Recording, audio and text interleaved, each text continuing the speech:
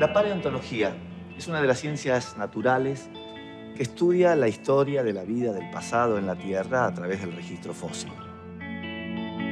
Una gran variedad de disciplinas componen la paleontología, con el fin de entender el registro fósil, su contexto, y estudiar las diferentes formas de vida que habitaron nuestro planeta. La exposición de nuevos fósiles en el museo es la última etapa de un largo proceso.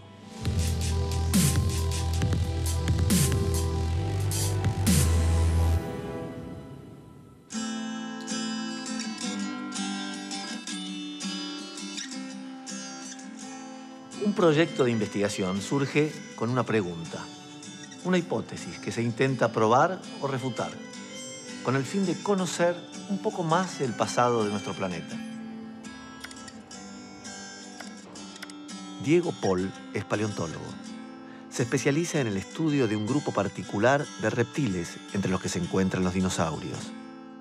Investiga la vida durante un periodo geológico de la Tierra que sucedió hace aproximadamente 190 millones de años, conocido como Período Jurásico.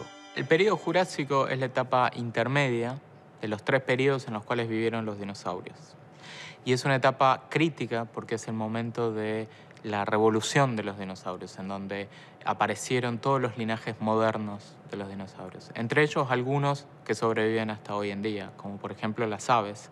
Estos dinosaurios emplumados que aparecieron hace unos 150 millones de años y que sobreviven hasta hoy. Y desde el punto de vista ecológico, el Jurásico es un momento clave porque es el primer momento en el cual los dinosaurios fueron los completos dominadores de los ecosistemas terrestres. Estudiar el periodo Jurásico es sumamente importante para tener una idea completa de cómo fue la historia evolutiva de los dinosaurios. Y es un periodo tan crítico, pero a la vez es un periodo que es muy desconocido. Conocemos muy poco sobre qué ocurría en el Jurásico, especialmente en el hemisferio sur.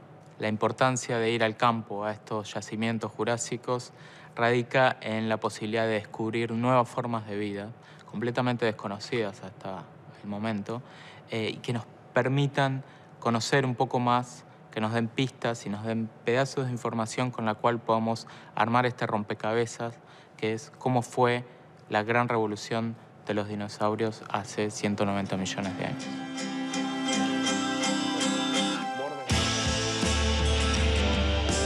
Después de un largo tiempo de estudio en el que se elabora un proyecto de investigación y se consigue la financiación para llevarlo a cabo, la campaña es la etapa en la que los científicos y técnicos viajan al campo en busca de fósiles.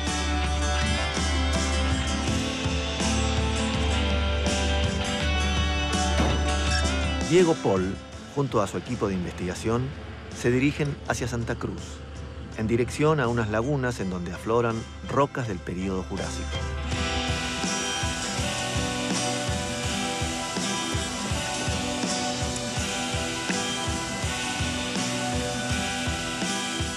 Desde hace unos 10 años intentan comprender qué hace tan particular a este lugar. Hoy regresan con la intención de poner a prueba una de sus hipótesis. Piensan que esta zona pudo haber sido un sitio de nidificación, un lugar al que los dinosaurios regresaban periódicamente a reproducirse.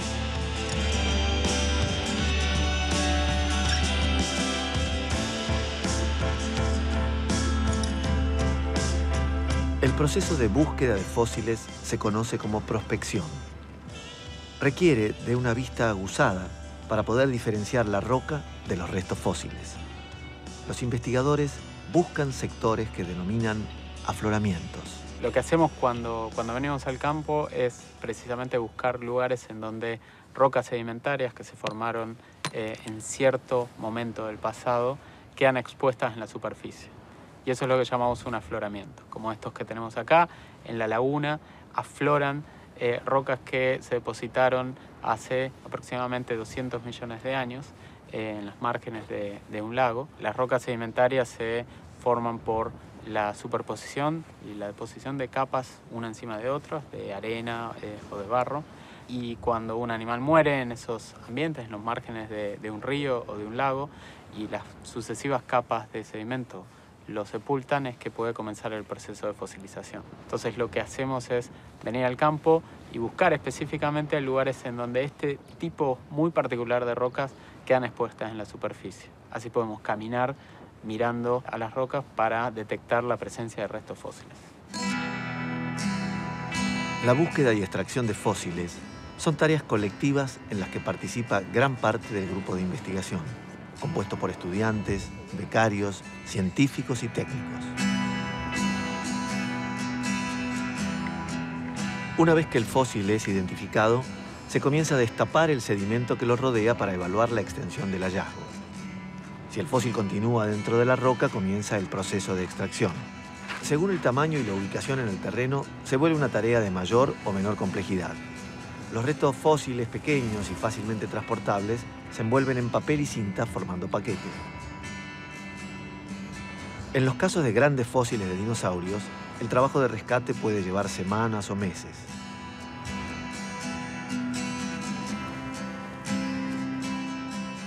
El fósil se delimita excavando la roca en todo su contorno. Lo ideal es retirar el fósil entero, algo que se vuelve imposible cuando se trata de grandes dinosaurios.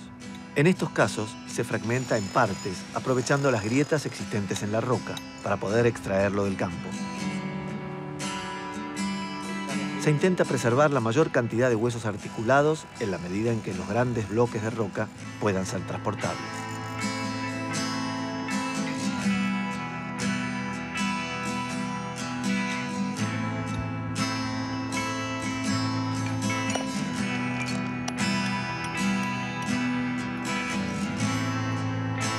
Realizar esquemas y dibujos de la posición original del fósil antes de su extracción es muy útil para poder contextualizar los restos después de la preparación en el laboratorio.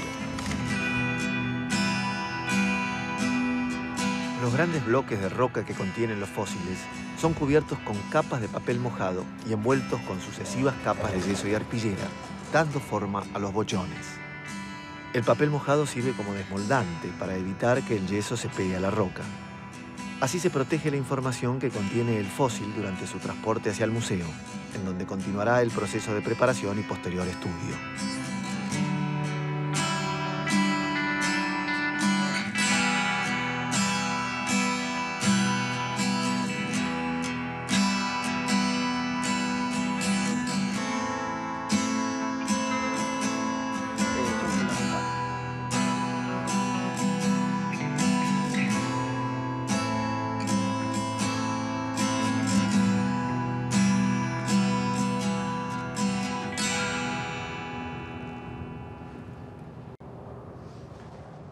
Las rocas que afloran en estas lagunas se depositaron en un clima muy diferente al que conocemos actualmente en la Patagonia.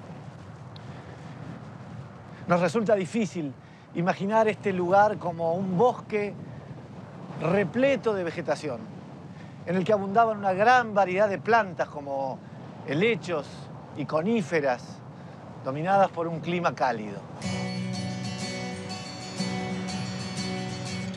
La rama de la paleontología que estudia el registro fósil de las plantas se conoce como paleobotánica, especialidad a la que se dedica Ignacio Escapa. Él puede ayudarnos a entender cómo las plantas fósiles nos revelan información acerca del clima en la Tierra hace millones de años. La paleontología nos permite un entendimiento de cómo fue la dinámica del planeta y cómo fueron sucediéndose los cambios, mediante el estudio de las grandes extinciones, de los momentos de estabilidad del planeta y su relación con los cambios climáticos que sabemos que ocurrieron y los cambios de configuraciones de masas continentales, podemos, digamos, tener una especie de ventana hacia el futuro. Si nosotros entendemos bien el pasado, podemos tener una mínima estimación cada vez quizás más precisa, a modo que van avanzando los estudios paleontológicos, de cómo estamos cambiando.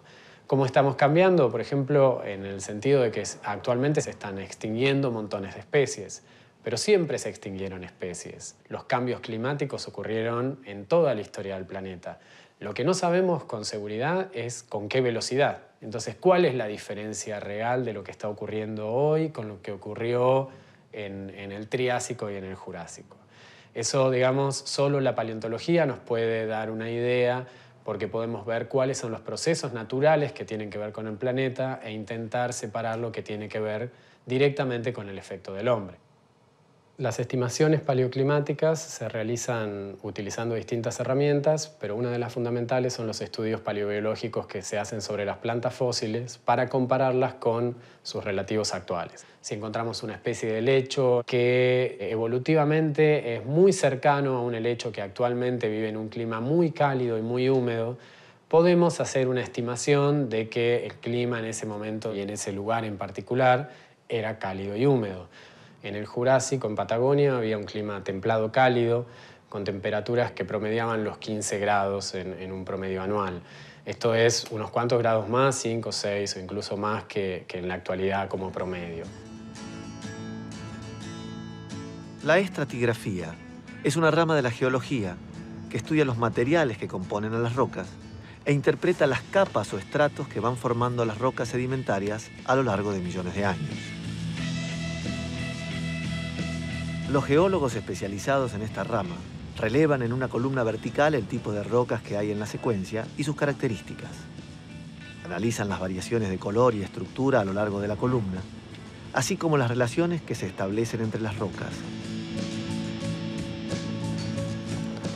Este tipo de información les permite inferir cómo era el ambiente de este lugar en el pasado.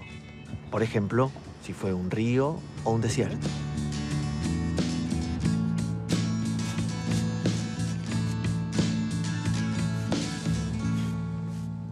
Una de las hipótesis que queríamos poner a prueba al venir acá y al estudiar los restos que descubrimos desde el punto de vista de los animales y del contexto geológico, el contexto de las rocas, es si esto era realmente un sitio de nidificación al cual venían a reproducirse.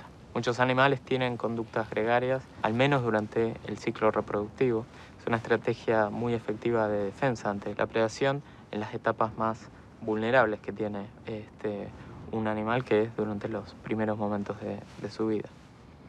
Y tuvimos la suerte de encontrar la recurrencia de muchos niveles en los cuales hay huevos o pichones que demuestran que estos animales realmente formaban colonias reproductivas y que con cierta periodicidad volvían al mismo lugar para llevar a cabo la reproducción. Encontrar un resto fósil es realmente el principio de un proyecto de investigación que lleva generalmente 1 o 2 años como mínimo y en el que necesariamente tienen que participar muchas personas. Esta es una disciplina que es imposible pensarla de manera solitaria, ¿no? Requiere desde el trabajo de campo de extracción al trabajo de laboratorio, de preparación de los fósiles y después al estudio, requiere necesariamente la participación de personas con diferentes especialidades, con diferentes habilidades y realmente el momento de la campaña es el momento en donde el grupo se termina de consolidar y las líneas de investigación y las hipótesis que vamos a probar se terminan de formular. La campaña finaliza con el transporte de los fósiles y el resto de las muestras tomadas en el campo hacia el laboratorio del museo. Una nueva etapa comienza, la de la preparación de los materiales. Los técnicos remueven cuidadosamente la roca que contiene al fósil para dejar el hueso expuesto. Una vez finalizada la preparación, cada investigador del equipo enfoca el trabajo sobre los restos fósiles de acuerdo al campo de su especialización. Los paleontólogos que se dedican a estudiar la anatomía intentarán determinar cómo eran estos animales en vida, cómo se movían y se desplazaban. Los cráneos serán sometidos a tomografías computadas, con el fin de realizar reconstrucciones del cerebro y el oído interno, que permitan inferir algunas de las actividades que realizaban estos animales cuando estaban vivos.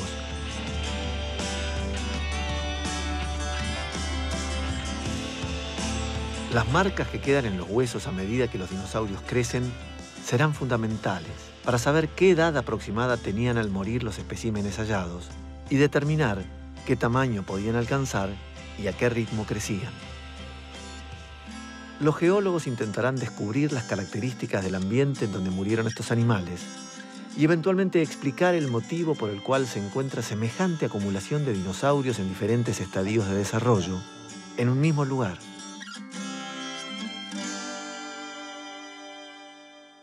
En cada línea de trabajo, cada investigador tiene, con la evidencia nueva recolectada en esta campaña, material suficiente para trabajar largo tiempo generando nuevos conocimientos de cada rama en particular. El desafío es integrar todos esos conocimientos para poner a prueba hipótesis sobre la biología y el hábitat de los primeros dinosaurios que se conocen en el registro fósil de Patagonia y el hemisferio sur. En algún tiempo, después de meses y años de trabajo en equipo, el conocimiento generado será publicado en revistas especializadas y de divulgación general, incluido en algún documental, y puesto en contexto junto a los nuevos fósiles hallados en la sala de exhibición de un museo como este, para compartirlo con todos nosotros.